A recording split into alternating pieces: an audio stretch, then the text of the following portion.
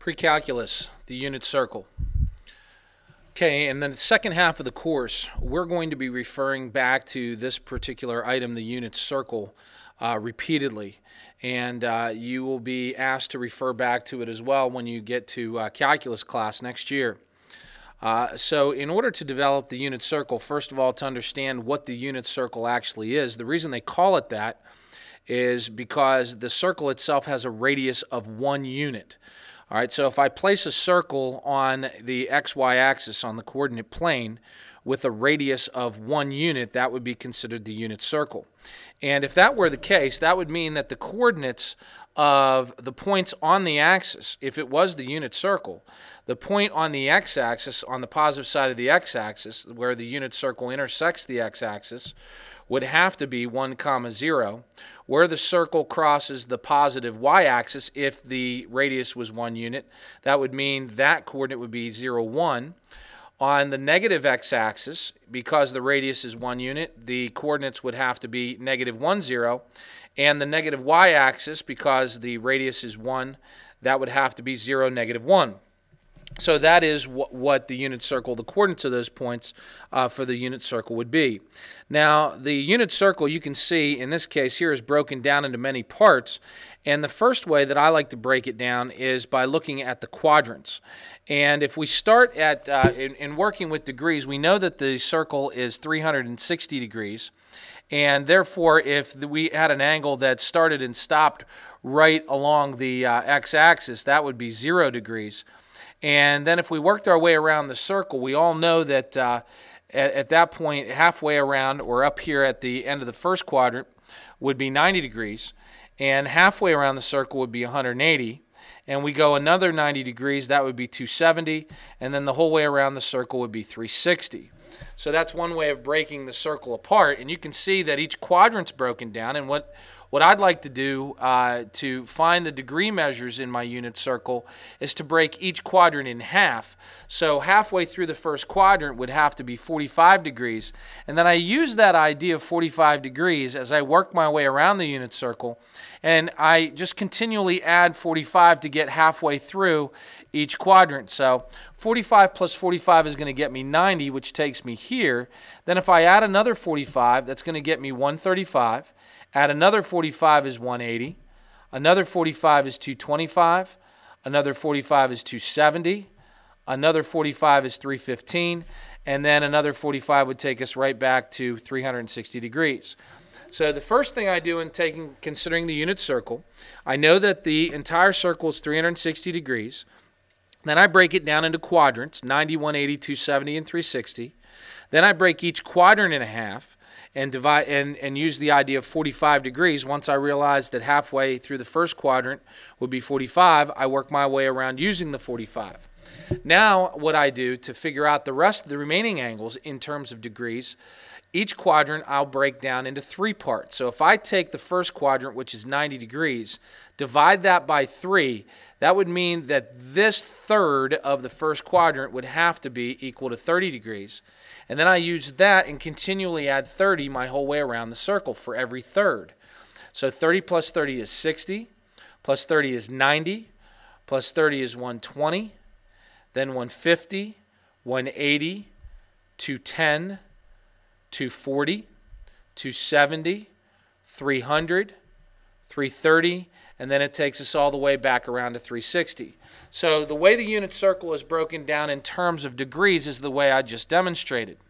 Now, there's another way that a circle can be broken down and angles can be represented, and they're called radians. And what a radian is, in a very rough definition, a radian is the angle measure of an arc length whose the length of the arc is the same as the radius. So 1 radian in the unit circle would be an angle measure whose intercepted arc would be equal to the radius of 1. Okay, so we can measure our angles in terms of radians as well. Now, how many radians are there in a circle? Well, if we take 1 unit, we take our unit circle, and this radius would be 1 unit, and we go ahead and wrap that measurement around the circle, that would represent an angle of 1 radian. And we continually do that. This would be 2 radians, 3 radians, 4 radians, 5 radians, 6 radians, and then a little bit left over, which is approximately 0.28. So the distance around a circle in terms of radians would be 6.28 radians. All right, well, if we refer back to and notice how we're talking about arc length now, and the length around a circle would be considered its circumference. And the formula for the circumference of a circle is pi times the diameter, or 2 pi times the radius. Well, if our radius is 1, that means the entire distance around our unit circle in the arc length, the whole way around the circle, that circumference would be equal to 2 pi. So now let's take a look at each of those angles in terms of radians. Now again, we'll start off at 0, but understand that in a unit circle, the circumference is equal to 2 pi, and since that radian measure refers back to the arc length, that means the whole way around the circle in terms of radians would be considered 2 pi radians. All right, and if you think about that, 2 pi radians, well, pi is approximately 3.14. If I multiply that by 2, that's going to get me 6.28, which is what I illustrated in the previous slide. Now, in order to figure out each of these angles in terms of radians, I break the entire circle the same way that I did the 360. All I'm going to do is divide 2 pi. So halfway around the circle then must be equal to pi radians. So 180 degrees corresponds with pi radians. That's just the other way of measuring that particular angle. And then half of that would have to be pi over 2. So pi over 2 corresponds with 90 degrees. And I use that to work my way around the circle. So this quadrant would be pi over 2. If I add another pi over 2, which is equal to 2 pi over 2, reduce that to pi. Add another pi over 2, that would be equal to 3 pi over 2. And add another pi over 2 would be 4 pi over 2, which is equal to 2 pi. So that's how I break things down in terms of radian measures. So we have degrees, and now we have this new way of measuring angles called radians. Okay, and the angle measure in terms of radians is referred to the intercepted arc. So all of these radians are relating back to the circumference or the arc length of each of these segments, the circumference of the circle and the arc length intercepted by each of these angles. Now, because the first quadrant is equal to pi over 2 radians, that 90-degree measure, if I break it down the same way I did in degrees and I refer to 45 degrees, to figure out 45 degrees, I took 90 and divided it by 2, so I divided each quadrant in half. Well, I'm going to do the same thing with radians. If the first quadrant is pi over 2 radians, if I cut that in half, that would have to be equal to pi over 4 radians. And I use that to work my way around the circle. So again, I would have pi over 4, and then add another pi over 4, that's 2 pi over 4, which is pi over 2. Add another pi over 4, 3 pi over 4. 4 pi over 4 is equal to pi. 5 pi over 4 would be my next half. 6 pi over 4 would be my next half after that, and that reduces to 3 pi over 2. And then 7 pi over 4. And then finally, 8 pi over 4 reduces to 2 pi. So that's how I broke them down in terms of radians. So you can see I'm breaking things down the same way. Now, let's go back to the first quadrant. The next thing I did to figure out the 30 and the 60 was I took the first quadrant, and instead of breaking it in half, I broke it in thirds. So I'm going to take pi over 2 and divide that by 3, which means the same thing as pi over 2 times 1/3, which gets me pi over 6. So I'm going to use that to work my way around the circle by thirds. So if I add pi over 6 and another pi over 6, that's 2 pi over 6, which reduces to pi over 3. And then another pi over 6, which would be 3 pi over 6, reduces to pi over 2. Then 4 pi over 6 reduces to 2 pi over 3. 5 pi over 6. Then I go to 6 pi over 6, which reduces to pi. The next one would be 7 pi over 6. The next third would be 8 pi over 6, which reduces to 4 pi over 3. Then 9 pi over 6 reduces to 3 pi over 2. 10 pi over 6 reduces to 5 pi over 3. And then 11 pi over 6. If I add another pi over 6, that gets me 12 pi over 6, which gets me right back to 2 pi. So you can see in red I have the unit circle broken down by degrees, and now in the blue I have the unit circle broken down by radians. Okay, so now let's take a look at how we're going to figure out the coordinates of the points on our unit circle when we're working on the coordinate plane. So what I want to do now is show you how to figure out all of the coordinates of these particular points on the unit circle in the coordinate plane. Well, in order to do that, because we're referring back to 30, 45, and 60 constantly, we're going to go back and think back to a little geometry. And when we were working with special triangles in geometry, there were two special triangles we worked with, and one was the 30, 60, 90 right triangle, and that had a ratio of 1 to 2 to square root of 3. And because not all triangles have those measurements, they're all the 30, 60, 90 right triangle has those ratios. What I'd like to do is consider those ratios as x, 2x, and x squared root of 3. And x being that common factor that it's either being enlarged or reduced by. Now, when we're working with the unit circle, I would like our hypotenuse of this particular triangle to be equal to our radius. So because the radius is equal to 1 in our unit circle, that means our hypotenuse that we're going to refer back to is going to be 1. Now, in order to figure out the measures of the sides of this particular right triangle, if our hypotenuse is 1, we would come back and use our this triangle up above where we have our the x, the 2x, and the x squared root of 3. And you can see that the hypotenuse 1 corresponds with the hypotenuse of 2x here. So we would set 2x is equal to 1. And when we solve for x, you can see that x would be equal to 1/2. So if x is equal to 1/2, that would mean our short side of our new triangle would be equal to x, and since x is equal to 1/2, that short side must be equal to 1/2. And our long side corresponds with x squared root of 3, so if I substitute 1/2 in for x, I get 1/2 times the square root of 3, which is the same as square root of 3 over 2. Now the reason we're doing this is we're going to use these triangles back in our unit circle to find the coordinates of all those points on the unit circle that correspond with our angles in degrees and radians. Now I also mentioned the 45, 45, 90 right triangle, and the ratio of the sides to the angles are 1, 1, and square root of 2. And again, not all triangles have that size. They're all adjusted by a common factor. So because we don't know what that common factor is, I'm going to use x. So our ratio that we're going to refer to is x and x squared root of 2. Now again, I want my hypotenuse of the triangle to be equal to my radius. And since the radius is 1, I'm going to let the hypotenuse of my special triangle be equal to 1. So therefore, I need to figure out what x is equal to so I can find my short sides. Well, since the hypotenuse of the current triangle is 1, and that would have to be equal to the hypotenuse of my reference triangle here, x squared root of 2, I'll set those equal to each other. And when I solve for x, I would divide both sides by the square root of 2 to get 1 over the square root of 2. And when I rationalize the denominator, I would multiply top and bottom by the square root of 2, and that will equal square root of 2 over 2. So that would have to mean that my two sides of my isosceles right triangle, the 45, 45, 90 right triangle, would both have to be square root of 2 over 2. Now let me show you how we're going to use this in finding the coordinates of the points along our unit circle.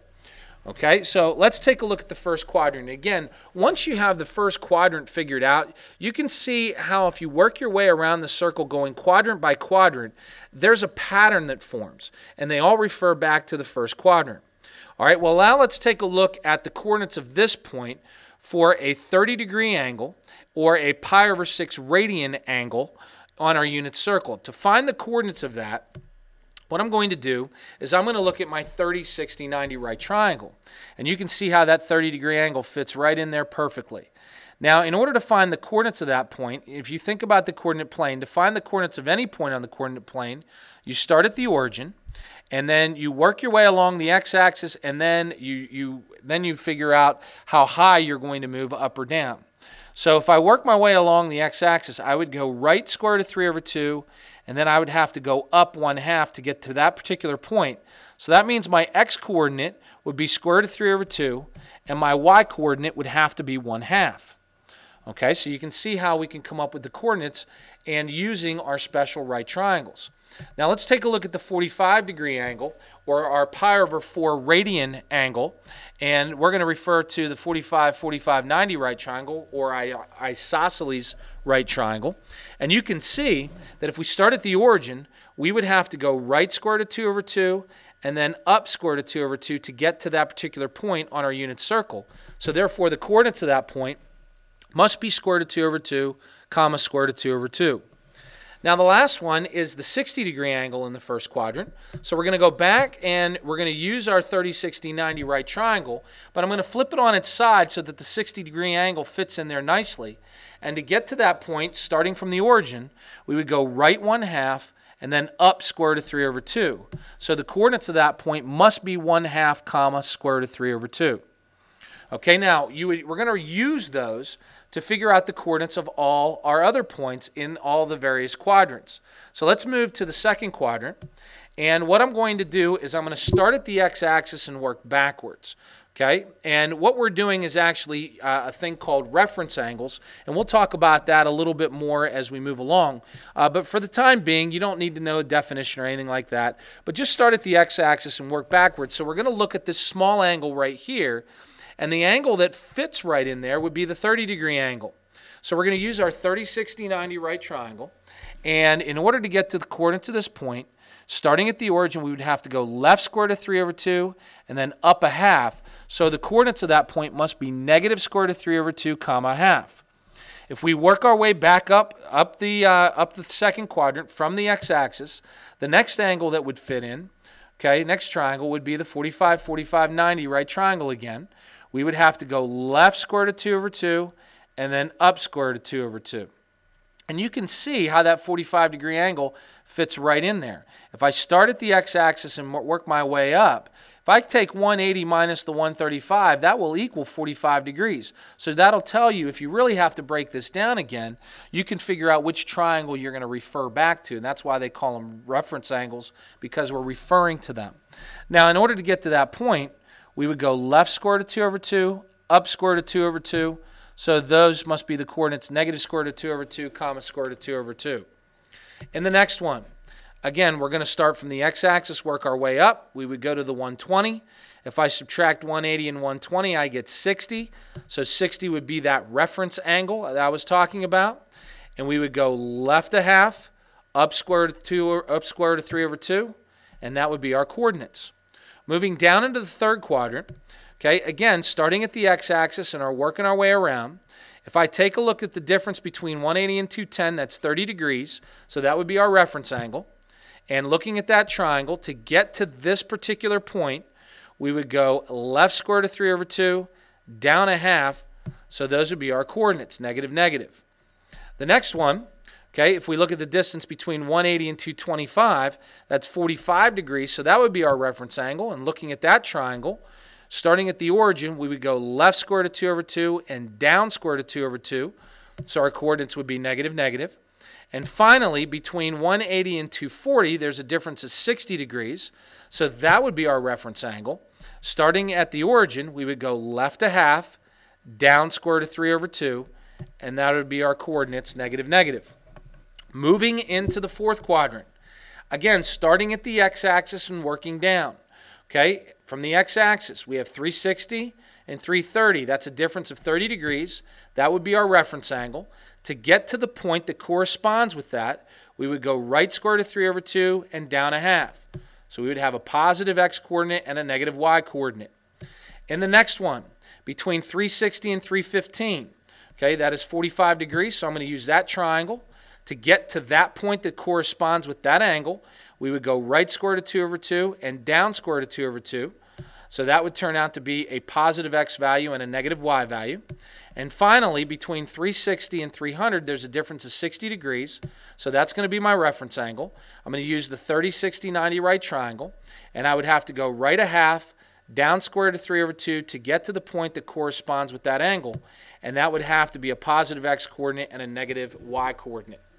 Okay, and I think I might have that one backwards.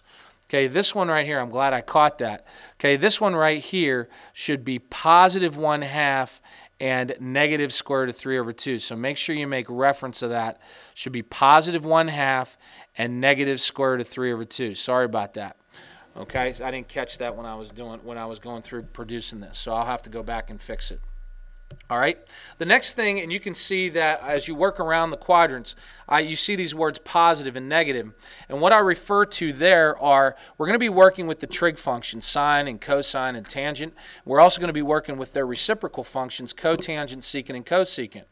And in order to figure out what quadrants these particular angles are positive and negative in, their ratios, if I take, for example, the sine of 30 degrees, is that ratio a positive or a negative value? And same thing as you work all the way around, whatever degree measure or radian measure you decide to take, are those ratios going to be positive or negative? Well, I use a little acronym to help me remember what's positive and what's negative. And I use all seniors talk constantly to help remember which functions are positive and negative in which quadrants. All right, so in the first quadrant, I have the word all, and what that means is that all trig functions are going to be positive in the first quadrant. So if I take the sine, cosine, tangent, cotangent, secant, or cosecant of any angle or any radian measure of an angle in that first quadrant, all of those ratios will be positive. So sine, cosine, tangent, cotangent, secant, and cosecant will all be positive, and none of them are going to be negative. Now, in the second quadrant, I have the word seniors. Well, seniors helps me remember that sine, because it starts with the letter S, and its reciprocal function cosecant are positive in the second quadrant. So that means that the S in seniors helps me remember that sine and cosecant are going to be positive in the second quadrant, and all of the other trig functions are going to be negative. Now, in the third quadrant, I have the word talk. And what that does is it helps me remember that tangent and its reciprocal function cotangent are positive in the third quadrant. Since talk starts with T, tangent starts with T, that's how it helps me remember it. Therefore, all of the other functions are going to be negative in the third quadrant. For example, if I had the sine of 210 degrees, that ratio, that answer is going to be negative. If I took tangent of 210 degrees or tangent of 7 pi over 6, that is going to be a positive ratio in the third quadrant. And finally, in the fourth quadrant, I have the word constantly. And constantly helps me remember that cosine and its reciprocal function secant are positive in the fourth quadrant. So if I took the cosine of 330 degrees or the cosine of 11 pi over 6, that value would have to be a positive ratio, and all of the negatives all of the other functions would have to be negative. Okay, now before I go here, I want to make sure that we go back here. The coordinates of the point at 300 degrees or 5 pi over 3 radians should be positive 1/2 and negative square root of 3 over 2. So please do not forget that. Positive 1/2, negative square root of 3 over 2. All right, and one thing I want to remind everybody, make sure you practice this. I've given you some extra copies so that you can practice this. I've also provided you a link to a Word document so you could download it so you can practice it more. When we come back, we'll be quizzing on this on a regular basis, and on day one when you walk into calculus class, you'll be expected to produce the unit circle. And later on, as we go through this second half of the course, you'll see how the unit circle can help us answer a lot of questions referring back to all of these radian and degree measures.